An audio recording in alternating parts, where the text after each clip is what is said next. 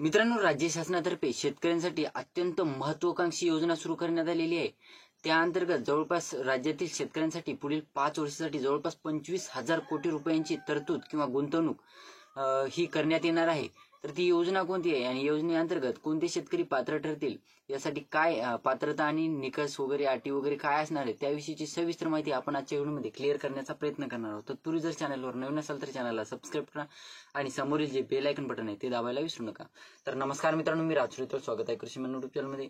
मित्रांनो, तुम्हाला देखील काही प्रश्न असतील तर डायरेक्टली कमेंट बॉक्समध्ये विचारू शकता। आजपासून कमेंट बॉक्समधील प्रत्येक कमेंटचा आपण रिप्लाय देण्याचा प्रयत्न करणार आहोत, कारण पाठीमागे बऱ्याच व्हिडिओच्या कमेंटला आपण रिप्लाय देणं झालं नव्हतं काही कारणास्तव। त्या कारणास्तव आपण बऱ्याच शेतकऱ्यांना नाराज देखील केलेला आहे असं दिसून येत आहे। कारण शेतकरी बरेच म्हणत आहेत की इंस्टाग्रामला मेसेजचा रिप्लाय देत नाही तुम्ही किंवा कमेंट बॉक्समध्ये सुद्धा रिप्लाय देत नाही। आजपासून प्रत्येक कमेंटचा रिप्लाय देण्याचा प्रयत्न करणार आहे आणि वळूया आपल्या टॉपिककडे, जाऊ द्या ते बाकीचं।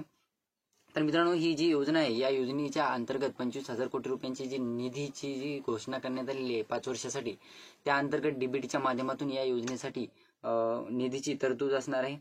तर मित्रांनो, बघायचं झालं तर काय तरतूद आहे योजनेमध्ये, काय नेमकं आहे तर या योजनेअंतर्गत भांडवली गुंतवणूक, सिंचन, यांत्रिकीकरण, संरक्षित क्षेत्री म्हणजे या अंतर्गत shade net, polyhouse, mulching paper, crop cover प्रक्रिया या प्रकारच्या या योजनेअंतर्गत या निधी अंतर्गत या योजना राबवण्यात येणार आहे। सध्या जी पीक विमा योजना राबवण्यात येत आहे त्यासाठी सुद्धा असू शकते।